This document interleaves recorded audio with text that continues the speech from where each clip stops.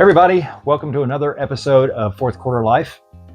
In this episode, as you see, I've got a guest. Hello. It's Jordan. Jordan. He's actually my son, one of my sons. Indeed. Jordan is joining me today because last year he spent 3 months in Japan. And I mentioned before the hashtag or the @JordanAcrossJapan on YouTube. He's documented his journey from the very top of Japan, which is Cape Soya. to the very bottom of Japan, which is Cape Sata. So the southernmost and northernmost points of Japan. except for Okinawa, which you also went to. We also went to Okinawa, yeah. Yeah. And he had a few other things he was doing in there. One of the major excursions that he was doing was Going to all 16 and then 17 Pokemon centers. he hit them all. So, and you actually got them all done. Potentially. Can't spoil it. 'Cause that's gonna He be a might video. have gotten them all done, but I think he did. So, but one of the things, since he was over there, and we're both gamers, and the whole family's always been gamers, is he also visited quite a few game stores from the very top to the very bottom. And we kind of wanted to discuss today the buying experiences at the different locations and things that maybe if you go to Japan, you should and shouldn't look for, how to get better deals, things like that. So why don't we start out just real quick before we start getting into the actual items? Let's just do a quick generic talk about shopping for video games in Japan. You've been from the very top, which is more rural, all the way through Tokyo and the major urban areas, all the way down to more rural in the south. So if you were to recommend to people good places to pick up video games, what should they look for?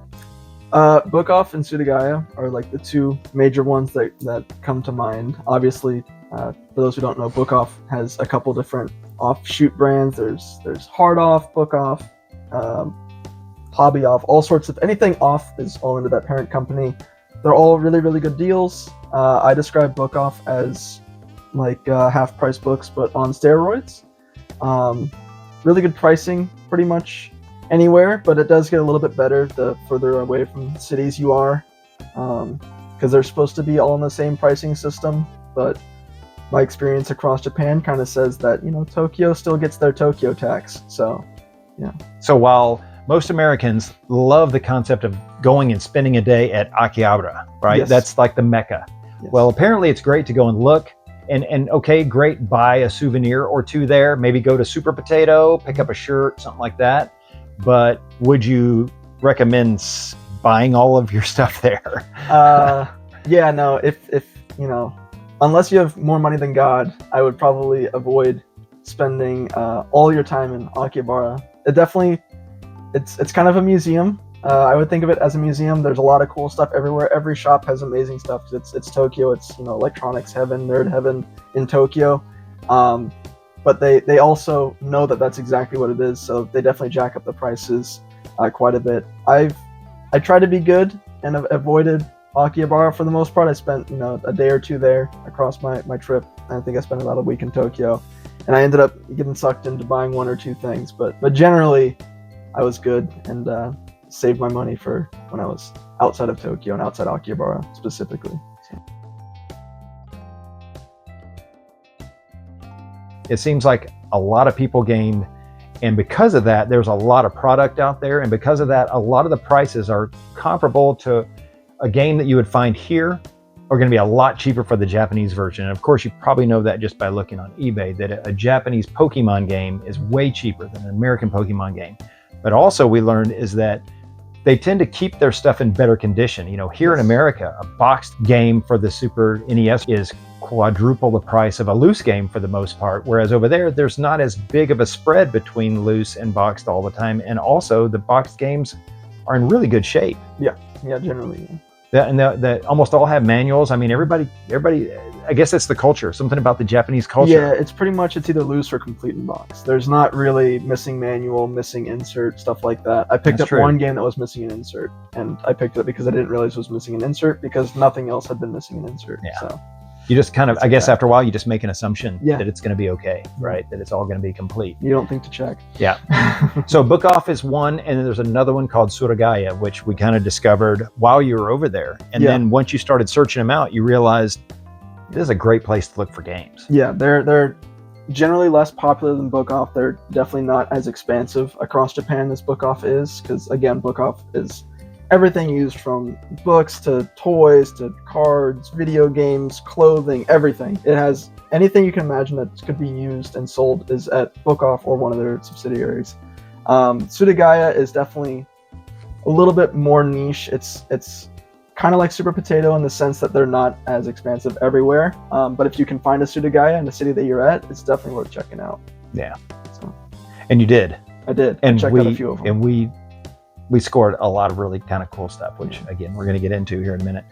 On your journey from north to south Japan, you definitely found a trend of expensive versus much more reasonable games, which is stay away from the cities.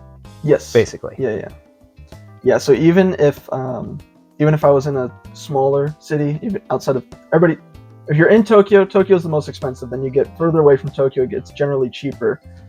So for example, if I was in Nagoya, I would go to a Book Off in Sakai, which is one of the big major cities near the area that I was spending most of my time in Nagoya. And their Book Off was, even then, it was a little bit more expensive or a little bit more picked over than Book Offs that were a little bit further out in the middle of nowhere. I took a train, I think it was about an hour commute out to the middle of nowhere, Nagoya, to a Book Off that was just awesome. And it had a bunch of really cool stuff. And I had to leave a lot of it behind because I didn't want to carry 2 big bags full of things or my backpack stuffed with Book Off goodies back another, 20-minute walk to a train and 40 minutes on the train. So definitely, even once you're inside of a smaller city, if you can get out to the outskirts of the suburbs from there, you'll get even better deals and just honestly just better options of stuff a lot of the time. And I think one thing that we definitely learned, which is if you see a good deal, even though you're going to be in Japan for 3 more months, if it's a good deal, it's probably going to be a good deal and you might want to just jump on it, because some of the stuff we're going to show, we bought it early. He bought it early in his trip. And of course, right, he lugged it around for 3 months, and we really didn't want him to do that. But then we realized later, man, the pricing that he got some of the stuff so much cheaper in Sapporo and some of the Hokkaido and some of the places up north compared to south and central, that it was actually worth it. Now, while the time that we're doing this, so he was in 2025, and we know the political climate here in this country, we're not going to get into that, but tariffs are a big thing.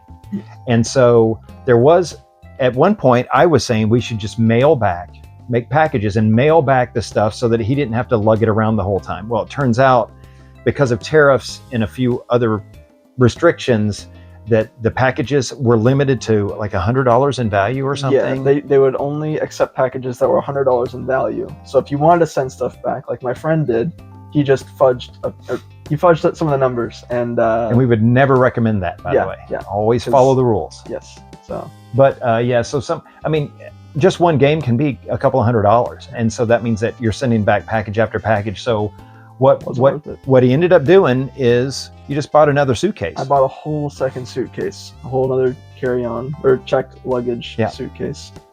Yeah. And it was pretty much full. Yep. Mostly full, and he just brought it back with him, and that way didn't really have to worry too much about tariffs or anything like that. You just have to claim your stuff when you come through customs, and you're all good, and everything's fine. And hopefully during this video, there's lots of pictures being popped in, because he would take a lot of pictures. So Jordan would go into a store, and then I would get a call at 11 o'clock at night or something, which was 11 o'clock at night or like 7 in the morning. Yeah, because of the 13-hour time difference, it was really awkward. But he would say, "Hey, I'm at this shop. It closes in 20 minutes. I'm going to show you some pictures and videos." And we would do, what was it, WhatsApp or something? We'd do some video WhatsApp calling, and he would show me, and we'd pick. And so mostly good choices. The keys were, as long as it was a game I didn't have, and as long as it was in good shape and complete, because I'm not finding Japanese manuals here, right? Yeah. Like I said, they were mostly complete anyway. But that's the other thing about, if you're bringing stuff back for someone else, it's really hard because you can't really communicate back and forth on a direct basis unless you're willing to do it in the middle of the night. Yeah. So that's enough of that.